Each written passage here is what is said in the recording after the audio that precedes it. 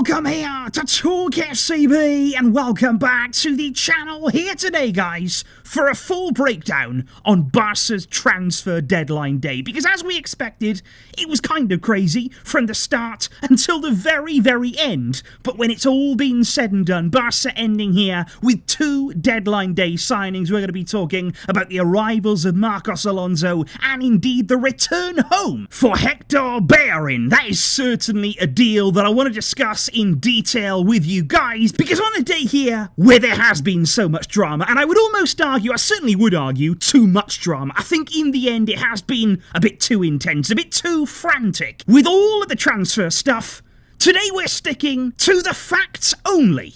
So sit back, relax now, you can relax, and let's get into it. Because if we do indeed begin with one of the early confirmed deals of deadline day, that was indeed the expected deal to take Serginho Dest on loan to AC Milan. We spoke yesterday in detail about this one. It's going to be a loan deal this campaign, Milan paying all of his salary and a 20 million option to buy in that one. And I do think, like I said yesterday, that it's a good move for Dest, a good move as well for the club, especially given how we saw his situation develop at the start of the season. And all we can say really when it comes to Dest is that we wish him all the very best of luck. I hope he plays plenty of games and impresses in Milan. So good luck to young Serginho. Then there was the case of Martin Braithwaite. This, of course, was the man who was signed on an emergency transfer deal back in February of 2020. We'll all recall the way that Bartomeu paid out 18 million euros to sign Braithwaite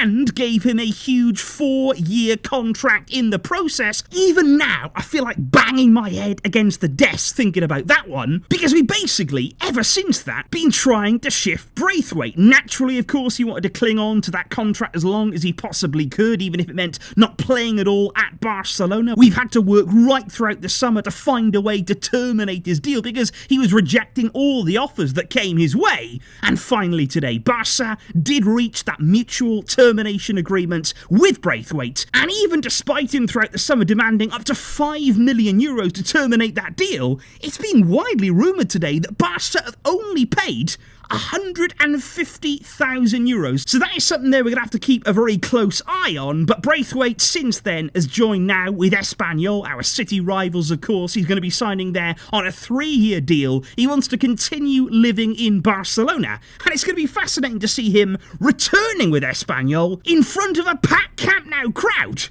when the big derby game comes around. Then there was the confirmed deal involving young Abde, because it's of course a player that we need to do something with this summer, a bright, talented, exciting player, and Barca officially confirming earlier on today that they had extended his contract until 2026. That is quite a long-term deal. That shows the kind of faith and the kind of hope they have in young Abde, still only 20 years old, but he needs regular football, and that is why the Barca have now agreed to loan him out for the current season to Osasuna. That coincidentally is also the place there where he scored his first La Liga goal last season, and he's going to get plenty of games there, regular football in La Liga, gaining experience all of the time, and I really do hope he has a good campaign. I do like Abde, and I'm intrigued to see what he can do in Barca colours in the future. Then there was the topic of Memphis Depay. This is one that we fully expected to go through. Throughout the summer, we expected Memphis to depart the club, but I think in the end, this was just a deal that never quite happened. He didn't quite get over the line there, especially his deal with Juventus. That fell through in the final stages, and Memphis did announce earlier on deadline day that he was indeed staying. He'd made the decision to remain at Barca for the coming season. Now he's expected to basically see out the final year of his contract. That expires at the end of the campaign, and that's fine, because I think with Memphis here, it's not as though we've missed out now on a transfer fee this summer. You know, whilst his contract was expiring, we weren't even trying to get anything for him. If he was going to leave this summer, it was still going to be on that free transfer anyway. We were going to give him a gesture of goodwill there because he helped us last season, but it didn't happen, and I've got no problem at all with him now deciding to stay. I don't think he had too much of a choice in the end, to be fair, but I think he's somebody there who did help us last season, who can chip in with goals, you know, if needed, if required, if he's going to play, and he's not somebody either who's on a crazy salary carry at the club. And I think as long here as we don't hear any complaints from him, about lack of playing time, because it's quite clear there are going to be other options in the forward areas. There's a lot of players now that are ahead of him in the pecking order. He knows that his game time is going to be limited. He was aware of that now when saying, look, I want to stay. So I think as long as here we can keep everybody in good spirits as the season goes on, he's a player that can be of use. Xavi, I'm sure, will appreciate having him if needed in the squad. And Memphis, for at least one more season, remains at Barca. However, that is not going to be the case for Pierre-Emerick Aubameyang, because this is somebody, of course, who signed on a free transfer there just a few months ago, back in the January transfer window. Absolutely incredible business by the club to bring him in on that free. Aubameyang himself accepted a huge reduction in wages just to come here, to prove himself, to reignite his career. And that's what he did. And I want to give him enormous credit. For just a short time that he spent at this club, he left a big mark. And plenty of incredible memories there. A brace against Real Madrid at the Bernabeu in our 4-0 Clasico win. He scored 11 La Liga goals in 13 starts at the club in the league last season. He was the driving force behind our recovery in La Liga and working our way up the table. And we will always be grateful for the service and the commitment that he gave to this club. He is, though, going to join Chelsea on a multi-year deal. It is going to see Aubameyang earn an increase in his salary. I think it's a good move for him to get a contract like that at the age of 33 years old. He will certainly welcome that as well, and Barca are going to receive around 14 million euros for that deal, plus Marcos Alonso as well. He's going to be part of that deal, even though he's technically been released by Chelsea. We're going to talk about that in just a moment's time, but I really do wish Aubameyang all the very, very best, and he leaves having won us all over at Barca. But indeed, on Marcos Alonso, like I say, played a big part in that move as well. Barca basically going to receive Alonso on a free transfer, technically Chelsea releasing him as part of that Aubameyang deal, so he's going to arrive here again on that free transfer like Bellerin was, as we're going to discuss in a moment. Now, Alonso is not really a player that I've been tremendously excited about. I'm going to be completely honest about that. He's not somebody who I've really been actively wanting us to bring in this summer. Now, the feelings for me have changed just a little bit because of what's happened with Alejandro Balde. Before, I was worried that Alonso was going to take Balde's game time, that Alonso's arrival was actually going to mean that Balde had to leave the club. I didn't like that, but now, of course, Balde, he's really risen, he's really come into Xavi's plans, and like I said before, Alonso's arrival for me now is more of a threat for Jordi Alba, who right now, apparently, Alba is furious at the club that they actually tried to offload him, that they tried to get rid of him here in the final days of the transfer window, unsuccessfully, of course, Alba staying at the club in the end, but Alba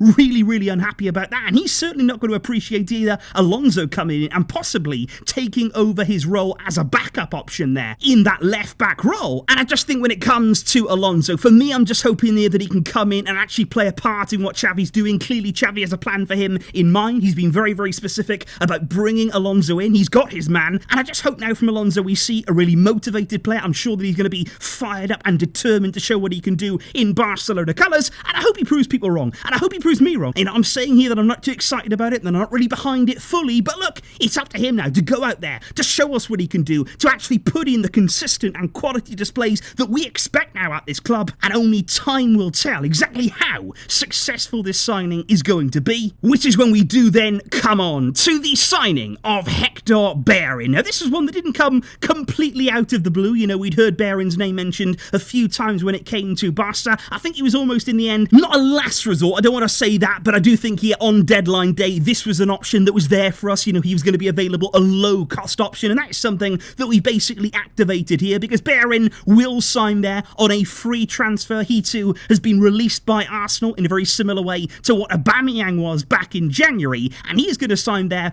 on just a one-year deal, just until the end of the season, and it is being deemed right now as very much that short-term deal, a like-for-like replacement there with Dest leaving the club, and Bellerin has already been registered in La Liga. He's also taken a significant pay cut to be here. That's something that has to be noted there. He earned a big salary at Arsenal. Again, maybe very similar to Aubameyang, on high wages there, could have stayed there, could have gone elsewhere, but he wanted to come here. He wanted to come back to the club where he spent a lot of time when he was growing up there and coming through the ranks at La Masia. And I do wonder there what's going to be happening at right back at Barca, because obviously we've seen Jules Koundé play there already. I thought he played well there. there. He's somebody who can play in that position and do it well. We've also got Sergio Roberto, who I feel is more of a backup option this season. If and when required, he can play. And he has looked motivated, and he has put in some encouraging displays so far this season, to be fair. And I think the question then you're going to ask, basically, is Bellerin an upgrade on Dest? That's going to be the question here, because obviously Xavi didn't count on Dest, didn't rate him. He's loaned him out there, an option to buy to AC Milan. Bellerin now coming in, to be fair, on lower wages. Bellerin is going to be earning less money than Dest was at Barca. That's significant.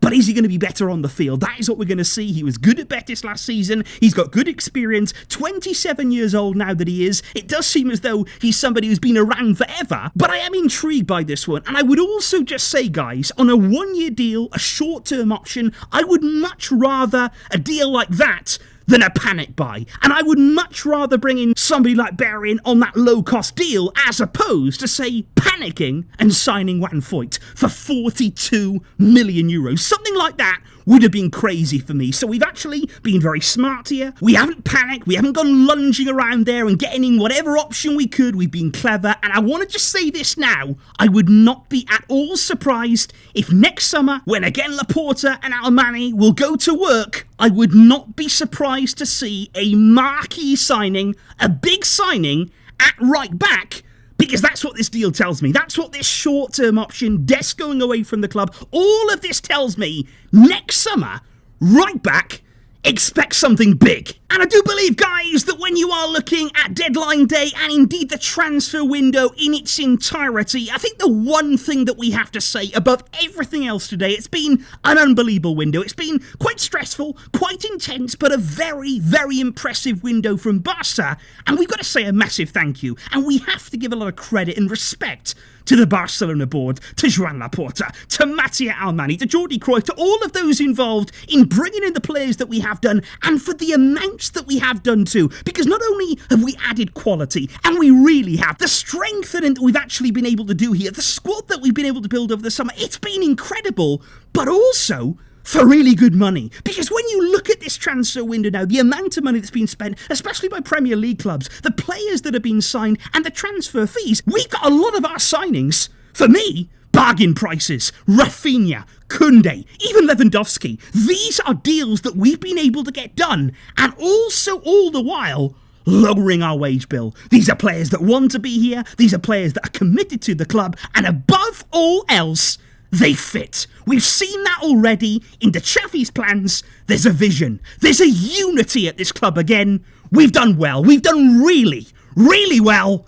And now it's time to focus on the football. Now it's time to put all this transfer talk, all this speculation, all the hype, all the drama firmly behind us, because we've got a big season ahead. We've got an exciting season ahead. And I'm going to be seeing all of you guys, I hope, for the build-up to Barca versus Sevilla this weekend. Our season continues and we keep on building and hopefully keep on winning. Let me know your thoughts in the comments down below, guys, on deadline day, on the transfer window, and what you believe Barca have done this summer. What did you make of the business that we've been able to get over the line? I will see you soon, like I say, because the videos won't stop. It's only the beginning. The season is only just getting started. And I'll be there with all of you guys to experience it all. Thank you for your support throughout the summer, through all of the transfer sagas, and I will see you soon. But until next time, as always, Visca El Barça.